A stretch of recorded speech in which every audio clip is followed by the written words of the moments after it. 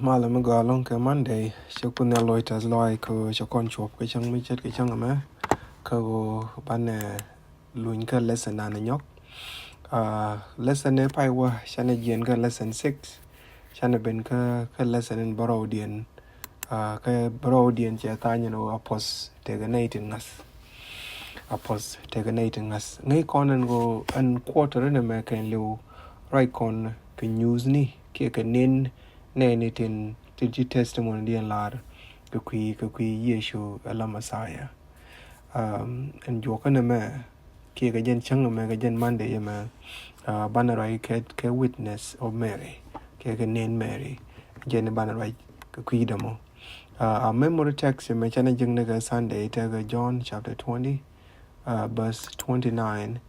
John chapter 20 verse 29 che lar no ke chu Yesu je jogi Ŋääthi ko chienen Ɛpuc pos akanate in Ŋääthi aken kananen apos akanate in Ŋääthi aken kananen ga chane chup ko Monday right kon ke testimony Mary ko testimony Mary kwa me sha jekano jalle chu jal ke Yesu ko Bethany Bethany tit konen go tega to go along to chi Yesu ka Latin ka gwa ne de te ka Bethany te we gul ka nyede dangro Mary ka Martha ka demande ne Lazarus enyen wude chi Yesu jelis Mary anjaram kel chi Yesu paldwer de nyen wan rega mo bo ma shala Bethany mo teram kel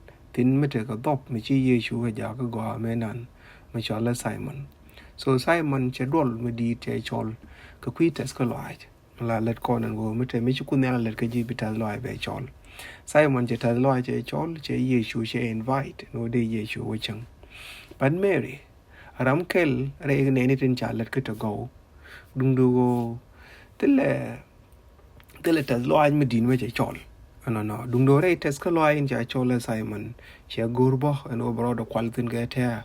En obo de retas loide de jela utuf ko ngai kon ramishet ke Mary no dong ramala chieng na re tuok tele yo dong wan ke tele chieng mo go ma de ramishet ke Yesu ma de je cholten but Simon waram kel ke Pharisees an ngai kon go je ken le chieng re na menan ko to point de ka dop but chi Yesu lo re nas cheben and oje ben chieng rai nas so chana queen ka John chogo warau John chogo warau bas lieva mat de kon ga John chogo warau bas kel waka badak nyen gwal bana quinten I don't know Shalala year Mary ke Yesu anyan ta anja ta ni je na mo kanin nang bakal angot kan chang bala ni chup chu Yesu ben ka Bethany mila chieng Lazarus chi Yesu jelis ka chu kan elat ka miss in wini chu Martha miss days kanyur Lazarus was miss ka Yesu kel chu Mary riak mitega ngwen mi gwa mi dit kok de long nong chwe chok Yesu yir ke chu choke chus ke miem ke chu dul tiang ke ngwen yire mi gwa ke chu Judas Iscariot in laran kore min bi je wo kwak we ke ngu kan riak gwa mo kwak ke yo tu kur dioko ke wo de yo kam ne tin chan che jalar ke wo idiere ke kui chane e wo chwer ke wo room yoni kala logoroten chu Yesu we hi pale Mary kara che kok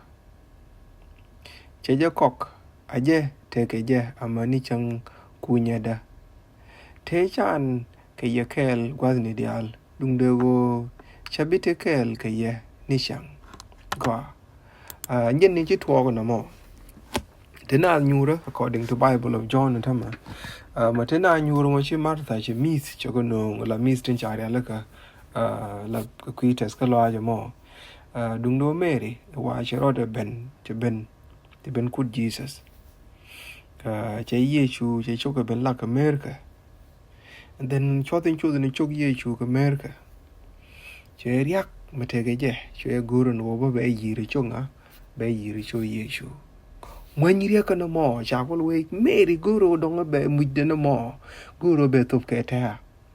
Don't do much meeting when you go. Me chet career. A labo boom along and old on a day, de top keta. Coach a dwell tiang kagoy magua. Mission ideal chang when ye come a go much I jack. A man minchina one can palpin chanen and gula Mary. Chi yer more like chongni Jesus. Yer more. Chai men lap dung chung ni. A year ma last can I take a status mago. Year which you will pay coca and you 300 dinari till at Judas Getty. Chow can make you known ka pay coca mint a corner tama. Chetka ka peg unit till la laran kakaron. Chukwana larma latika US cajun low income. Kadong der I year ma de coca more than 30,000. You know. Then year cocker yote get cut at all. Yote la pick runa can lo. I Judas ya pen lloyd and go. And which why year me chet can a much waste. A labon o year ke chok Yecu ke year a Judas a waste. A general latin go and a lenny year a Judas a o dear cock. In other words, me la Judas and o chichok Yecu wrong. Ko de year me chet can a more Latin. Ray lloyd. A general mirror code year molaf aramatu you to 300 dinari. Did a year makula cock there could we year point there. Aramu you in other words in term and pick coca. In other words, Michi Judas Michiga come go by Yecu let come go. Can no back come you to 300 dinari. Mulono de Judas make ni yo and term, cullet ni Kaminchi Yecu, Kalanico de Yecu let come go. Mulono nook in term a chat test, Ray Lloyd and term you take a test, me you to walk again, Judas, the chungani mo you quack onion gato. You nook, you nook uni. Could nook Jesus. But me yan we wanna come Mary, jagajan go, and peg lat in the door lat coron gaje. The substitute, mean the equal pay peg runa can lo. Jig Mary ye madung tea the long metal lot. And then with the two la mo quality chung ni Jesus, che go dong ba nen and 8 kong. Muluno, you the 300, tin de kong nemu, tin de kong ni year mo, you the till what along. Mary, Mulono woman use a condiment, knock Yecu and Mary didn't more than you. Condem, she could la mutin med a rod of Beliaca, no a jelavo quill and a chung ni Jesus, called Chen no a choke Jesus, cool camium cobo. Dung do macan when reckon, Tramade, I know, me mid cook the parnic 12 months of work. Eche lat kekene jo gorba de ngai chana nok manen chi jona ku jogen Judas chi nok de ke chan gur no go you to chet kata don ma cha kam je. In other word again we you dong de la deserving ngwen o de euro to de la re go ke mi la jal ke chan de ro ku loktin ngwen o de Judas ro de lok ko de chog Yecu yir. This is telling us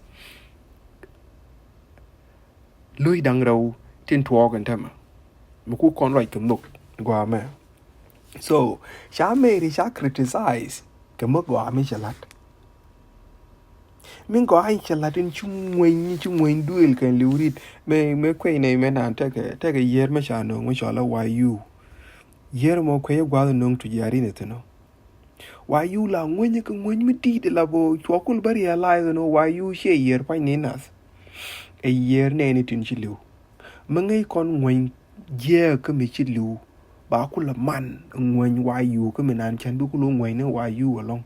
So why you Michelle has take a nin point which a year now when you can when you la pen and a con yet. No. I love when going a ball. Check a man. Means a lot. Shall criticize Kaja. Dung do welling go and you go to Latin can you longer tow. chu wal chro de nyuth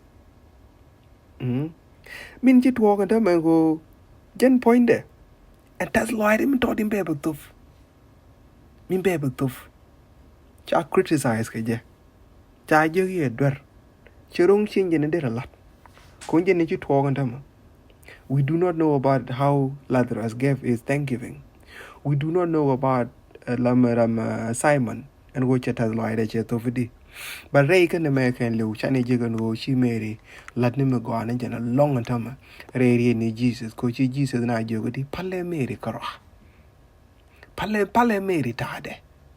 She ne me share a laka queen oka, less Jesus. Ngay corner Naga Jesus ka Friday, Sharum ka day of preparation. Everyone. Real nana or diana ka kui chang long. Kajan kui me chet ka no charam jetera michi point a year. Jen kwele go ab jet ko ngu na team meri ja kona tama. Mala year kon ring michi luwa. La year kon ja ko ba kon de ngwende. In other words, cher ma lo kon ro.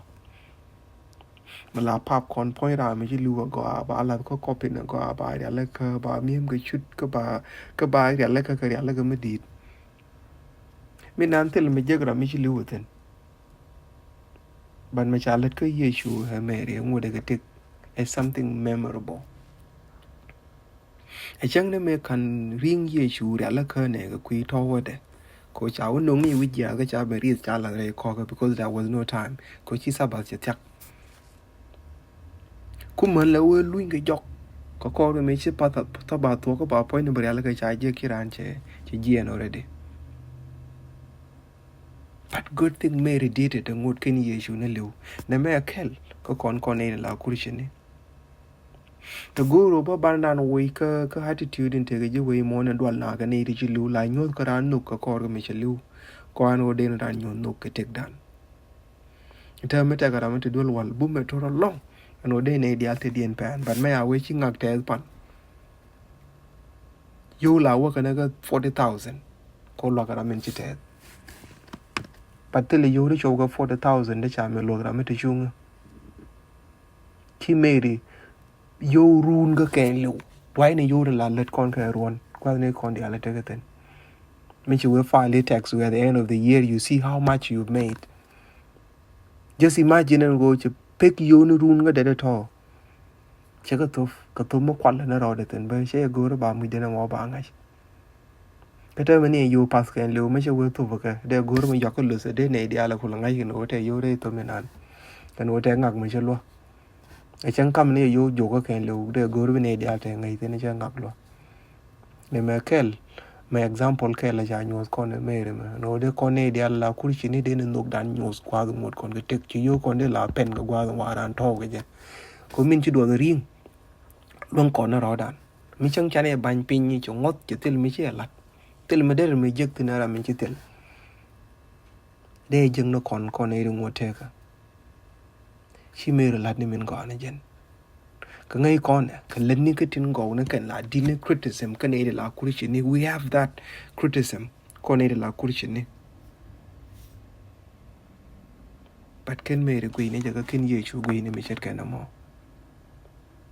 Min dong cha kam con guam min gel re loy ni na o Yecu quen loy con chat ka warag ne. Tene warag o dereng le de ka ge chu kunyal Yecu wa nga loy con.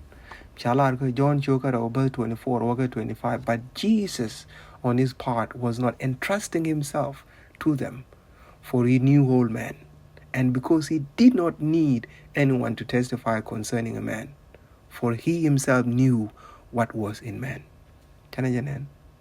Why Yecu ngaji min tre loy ni nas. Chaloi Lazarus gwich. Chaloi Simon nen. Chaloi Mary nen. Chaloi Judas ba nen. But God Jesus guama de chakulangai. And tama cha Judas cha ba kweze John e chwer guama.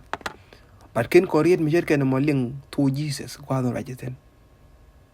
Chalweng ni je ma Judas. Pala Mary kara.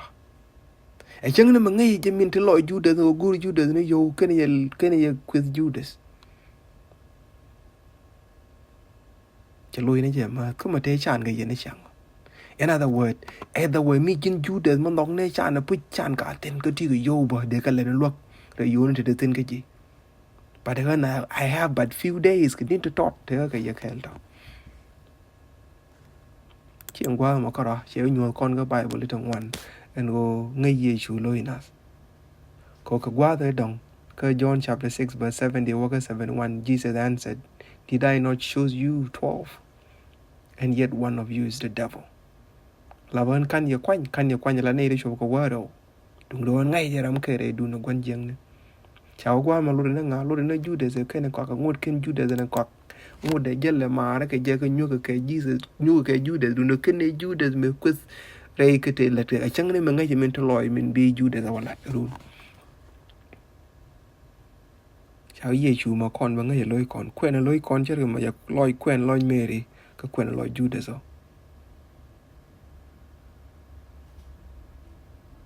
Ngay giờ mình thôi lòi đâu bỏ.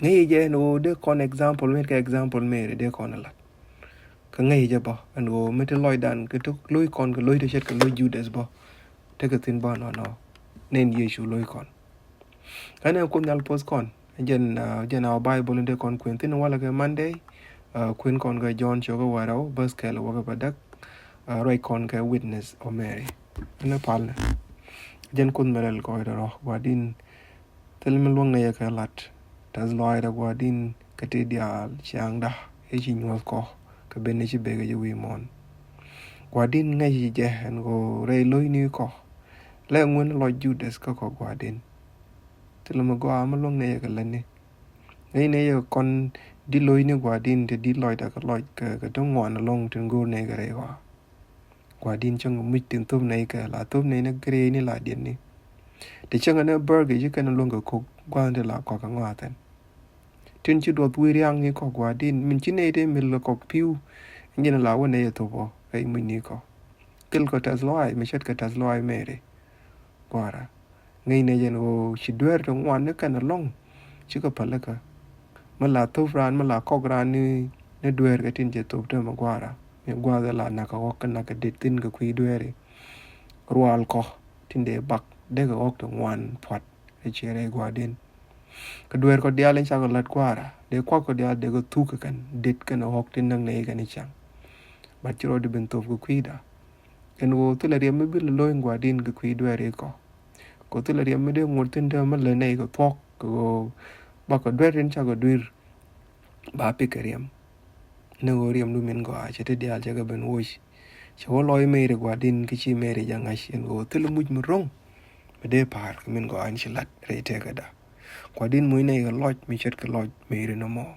anh có bảo cái chữ lôi thank you quả din cái bên này chẳng ai chỉ để thế cái đó anh có tôi là mũi mà rong cái mình gọi anh chỉ lật vậy còn như tas lôi cái đó quả din chỉ có gì cái này để anh lên link quả din nó có cái lôi này kén post cái quả din cái gì này anh cái kén cho nên cái mình chỉ lật bằng ngoài để anh sẽ gọi cái show cái đó mình làm quả đó amen male en nyuma du ni nyobon ching che yener ka che lar male ka che loy dan tes ko ju kwaro ko chokon ya ko ju kon chang me ju kon chope chana bak to kon ka lesanon baro den ka memre tag dan bane je ka John cho ka jandaro ba jandaro do bangwan che ta ni Yecu kana tel ngaska Thomas chu Yecu je jiök Ŋääthi ko wo sianen Ɛpuc pos akane tin ngaska akananen ane kwar mala pos kondia